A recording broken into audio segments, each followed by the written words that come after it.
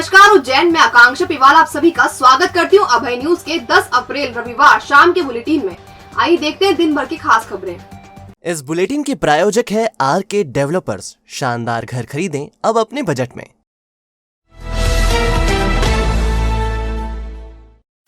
तराना में सट्टा चलवाने के मामले में एसपी ने एक एएसआई सहित 4 पुलिस कर्मियों को लाइन हाजिर कर दिया। मामले में 4 होमगार्ड जवानों की भी लाइन वापसी की गई है। बताया जा रहा है कि तराना में आधा दर्जन से अधिक क्षेत्रों में बड़े स्तर पर सट्टा संचालित हो रहा है, जिसकी जानकारी एसपी तक पहुंची है। जल्दी इस पर कार्रवाई होने की संभावना जताई जा रही है। उज्जैन के पास तराना में 2 दिन पहले उज्जैन साइबर सेल ने छापेमार कार्रवाई में 60,000 रुपए का सट्टा पकड़ा। सट्टा चलाने के आरोप में भाजपा नेता के घर का अतिक्रमण भी तोड़ा गया। एसपी सत्येंद्र कुमार शुक्ल ने एएसआई मदन लाल राठौर, प्रधान आरक्षक रामेश्वर पटेल, आरक्षक आदिराम व अजहर को लाइन अटैच कर दिया। इसी के साथ जमील, प्रेम नारायण, बद्रीलाल सहित 4 होमगार्ड जवानों को लाइन भेज दिया। तराना के हाटपुरा में भाजपा के पूर्व पार्षद करण का पिता किशन बागरी सट्टे का अड्डा चला रहा था।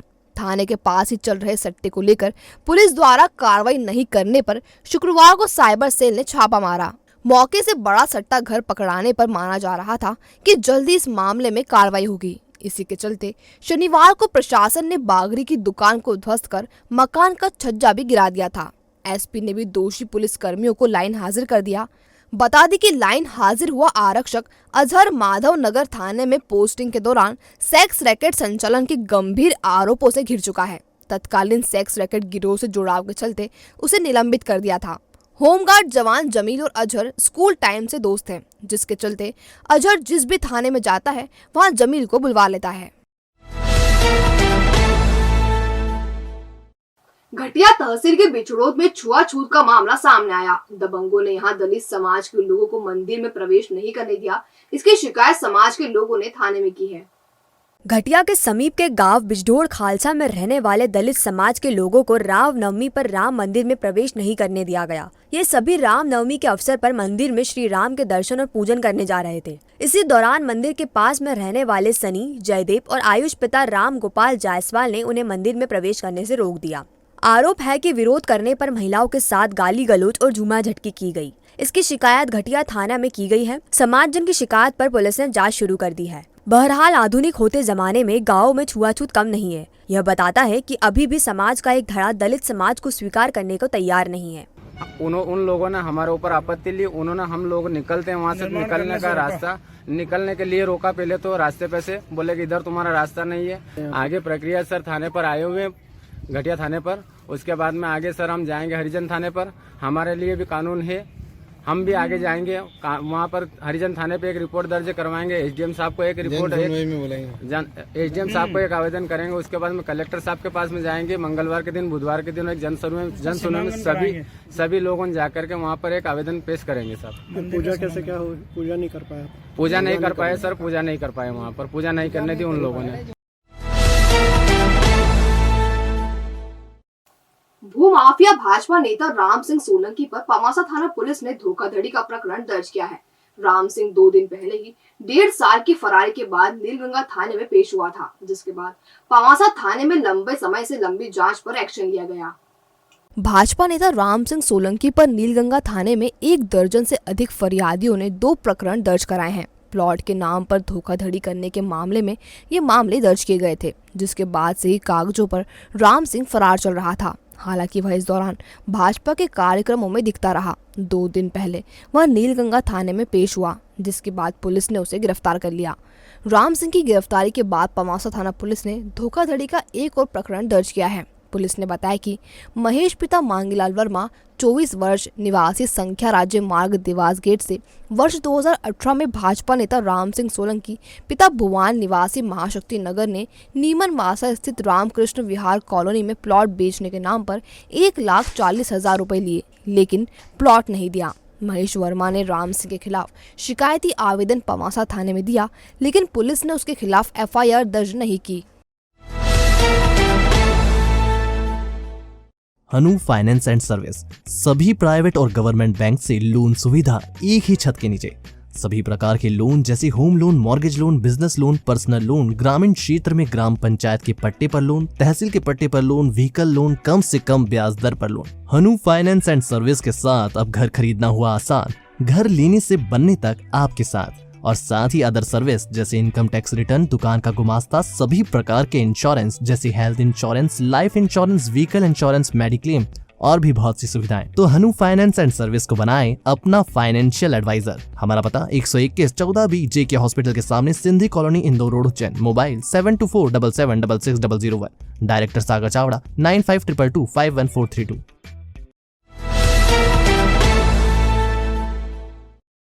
रविवार सुबह कांग्रेस की महासचिव प्रियंका गांधी के पति रॉबर्ट वाड्रा भगवान महाकाल के दर्शन करने पहुंचे। यहां पहुंचकर उन्होंने बाबा का अभिषेक किया। इसके बाद मीडिया से चर्चा की। मीडिया से चर्चा के दौरान वाड्रा बड़ी चुप कर बैठे। झूठी वाहवाही बटोरने के चक्कर में वे अपने ही सवालों में उलझकर रह गए।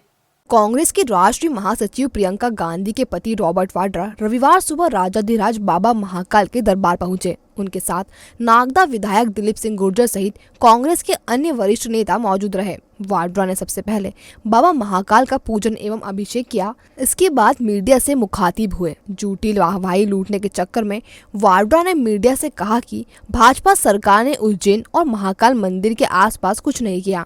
यहाँ जितना भी विकास काम हो रहा है ये सब कांग्रेस सरकार की देन है। इसके बाद एक पत्रकार ने उन्हें जब याद दिलाया कि महाकाल विस्तारीकरण प्रोजेक्ट केंद्र सरकार का है और केंद्र में तो बीते 8 साल से एवं राज्य में 17 साल से अधिक समय से भाजपा की सरकार है। अपने ही सवालों में खुद को उलझता देख उन्होंने मंदिर में राजनीतिक चर्चा करने से इनकार करते हुए बात खत्म कर दी। देश के लोगों को आगे बढ़ना चाहिए, देखना चाहिए कि महंगाई बढ़ती जा रही है और जिस सरकार को चुना है वो खाली महंगाई और बढ़ाएंगे और ज़्यादा लोग के बारे में नहीं सोचेंगे, अपने बारे में ज़्यादा सोचेंगे।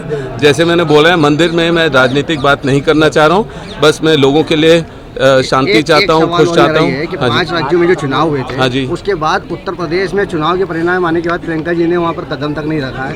देखिए ये जगह जो है ये राजनीतिक बातें करने की जगह नहीं है। मैं ये महाकाल मंदिर की बात कर रहे हैं, ने बहुत काम किया है सर, किया गया है, पर पैसा तो केंद्र सरकार का था और योजना भी पहले से चल रही थी। अब मैं इस राजनीतिक चीज और ये जो विशेष टिप्पणी इस तरीके से नहीं करूंगा। मैं यही कहूँगा। हाँ जी भैया, महाकाल मंदिर की व्यवस्था कैसी लगी अभी आपने दर्शन? मेरे को बहुत बढ़िया, बहुत खुशी मिली है, मैं बहुत खुश हूँ यहाँ। कोरोना काल के बाद ईसाई समुदाय ने पहला पाम संडे मनाया। इसके चलते समाजजनों ने हाथों में खजूर की डाली थामकर जुलूस निकाला। शुक्रवार को गुड फ्राइडे मनाया जाएगा। कोरोना संक्रमण को लेकर 2 साल से 30 त्योहार और धार्मिक पर्व मनाए जाने पर प्रतिबंध लगा हुआ था, लेकिन अब संक्रमण मुक्त हो चुके शहर में सभी धर्मों के कार्यक्रम पूरी क्षमता के साथ आयोजित किए जा रहे हैं। इसी कड़ी में ईसाई समुदाय ने पाम संडे मनाया। हजारों साल पहले ईसाई समाज के प्रभु यीशु का यरूशलेम में प्रवेश करने के दौरान उनके अनुयायियों ने हाथ में खजूर की डाली लहराते हुए उनका अभिवादन किया था। इस स्मृति को सजाने के लिए समाजजन हर साल पाम संडे मनाते हैं। छेड़छाड़ के विवाद में 2 पक्षों में जमकर हथियार चले। इसमें दोनों पक्षों के आधा दर्जन से अधिक लोग घायल हो गए। घायलों को जिला अस्पताल में भर्ती किया गया है। मामले में पवासा थाना पुलिस जांच कर रही है। शंकरपुर में रहने वाले 22 वर्षीय दिनेश पिता नरसिंह कछावा का मक्सी रोड स्थित पाटपाला में ससुराल है। शनिवार रात वह ससुराल गया था। इसी दौरान वहां रहने वाले राहुल, उसके भाई अनिल, कपिल, मुकेश और विजय नामक एक ही परिवार के सदस्यों ने उस पर हमला कर दिया। दिनेश को बचाने में उसकी सास शारदा, पति लक्ष्मण गरासिया भी घायल हो गई। दूसरी ओर से भी विजय, मुकेश और लीलाबाई घायल हुए हैं। छेड़छाड़ के विवाद में दोनों पक्षों में पहले भी विवाद हुआ था, लेकिन दूसरे पक्ष की ओर से लगातार हरकत करने के चलते दोनों पक्ष आमने सामने हो गए। घटना के बाद घायलों को जिला अस्पताल में भर्ती किया गया। मामले में पवासा थाना पुलिस जांच कर रही है। मेरी वो लड़की को छेड़छाड़ कर रहा था नहीं, तो इस चक्कर में मेरे को गुस्सा आ गया, तो उसको मैंने 1-2 लपड़ मार दिया। तो वो पलट के वापस मेरा मारने लग गया। उसकी माँ और उसका बाप भी आया, उसका भाई भी आया और 2 उसका मामा है, मुकेश और विजय, 2 उसके मामा है और एक उसकी मौसी का लड़का है कपिल। और ये राहुल छेड़छाड़ कर रहा था लड़की को। तो घर पे आके मारा उसने लट से हमले आके। कौन?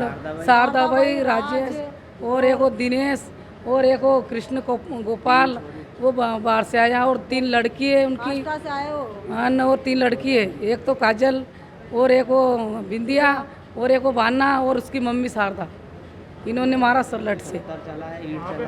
ये हमारे घर पे आके मारा सर उसने। हाँ मेरी मम्मी के घर पे मारा, लट से मारा और पत्थर से मारा। क्या फूलती है सांस, या लगता है सीने में भारीपन, या परेशान है बढ़ते मोटापे से, तो ना करें इसे नजरअंदाज, क्योंकि ये ले सकती है गंभीर बीमारियों का रूप। आज ही विजिट करें माधवबाग क्लिनिक, जहां डॉक्टर प्रियंका शर्मा के मार्गदर्शन में कराएं सारी जांचें, वो भी मात्र 950 रुपए में। माधवबाग क्लिनिक पर पाएंगे आप मॉडर्न इन्वेस्टिगेशन, बिना सर्जरी, ब्लॉकेज रिवर्सल, आहार विहार थेरेपी, पूर्णतः आयुर्वेदिक उपचार, शुगर मरीज का इंसुलिन बंद कराएं आयुर्वेदिक पद्धति से। 15 सालों का विश्वास, अभी तक 3000 मरीजों का सफलतम इलाज। तो आज ही आएं और इंसुलिन और हार्ट की परेशानियों से छुटकारा पाएं। हमारा पता Madhavbaug clinic, Ujjain trade centre 37 घटकर पर मार्ग, बीजेपी कार्यालय के पीछे, Guru Nanak market, Ujjain. Mobile number 8602193935, 8269777477। पड़ोस में रहने वाली नाबालिग को हवस का शिकार बनाने वाले दुष्कर्मी को पुलिस ने पकड़ लिया है। मामले में 10 दिन पहले माधोनगर पुलिस ने प्रकरण दर्ज किया था।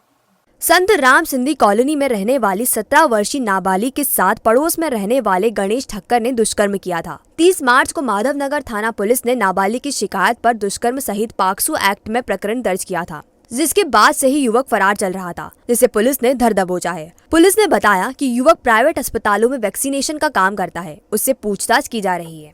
30 मार्च 2022 को एक फरियादिया ने अपने माता पिता के साथ आके थाना माधवनगर पर एक 376 धारा में प्रकरण दर्ज करवाया था आरोपी के खिलाफ, जो आरोपी महाकाल सिंधी कॉलोनी क्षेत्र का रहने वाला है, जिसे आज दिनांक को गिरफ्तार किया गया है, जिसे न्यायालय पेश किया जाएगा। हाँ, पूर्व में भी रिकॉर्ड है आरोपी के खिलाफ।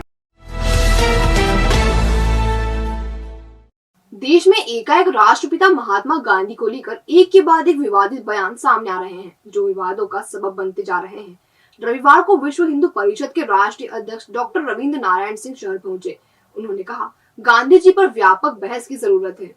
सामाजिक कार्यक्रम में शामिल होने के लिए शहर पहुंचे विश्व हिंदू परिषद के राष्ट्रीय अध्यक्ष डॉक्टर सिंह मीडिया से चर्चा करते हुए बोल रहे थे। उन्होंने कहा, संत समाज द्वारा दुष्कर्म और अन्य अपराध को अंजाम दिए जाने जैसे मामले में हिंदुत्व को बदनाम करने वाली साजिशों का हिस्सा है। इस प्रकार के षड्यंत्रों पर रोक लगनी चाहिए। इसके साथ ही कालीचरण महाराज सहित देश के अलग अलग हिस्सों में राष्ट्रपिता महात्मा गांधी को लेकर सामने आ रहे विवादित बयान पर वे बोले कि आजादी में गांधी जी की भूमिका पर व्यापक बहस की जरूरत है। इसी से देश में उनके खिलाफ उपज रहे माहौल को कम किया जा सकता है। और केवल उत्तेजना और ये विवाद के लिए ये सब काम होता है। मैं समझता हूँ कि हम जितने भी सनातन धर्म के लोग हैं, इस तरह के कामों पर इसका पूरा निंदा करते हैं, पूरी निंदा करते हैं।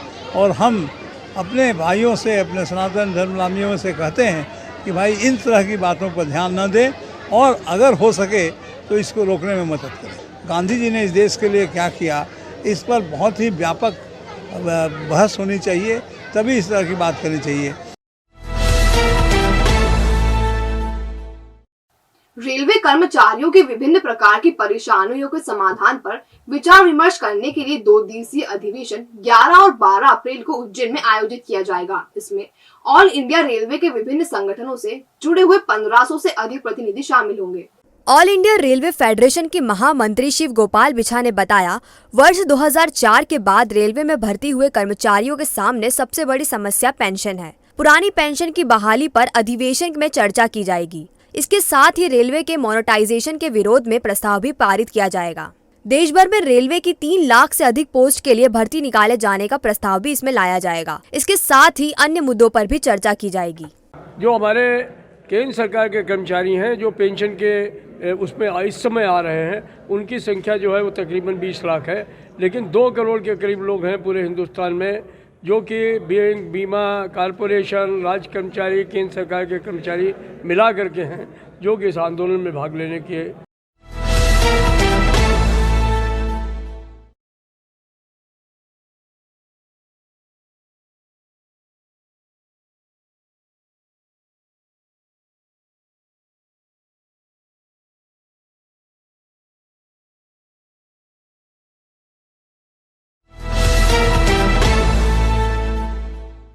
तो आपने देखा अभय न्यूज का आज का बुलेटिन। अगर खबरों को लेकर आपके पास कोई फीडबैक हो तो हम तक जरूर पहुंचाएं। कल फिर मिलेंगे नए बुलेटिन के साथ। नमस्कार।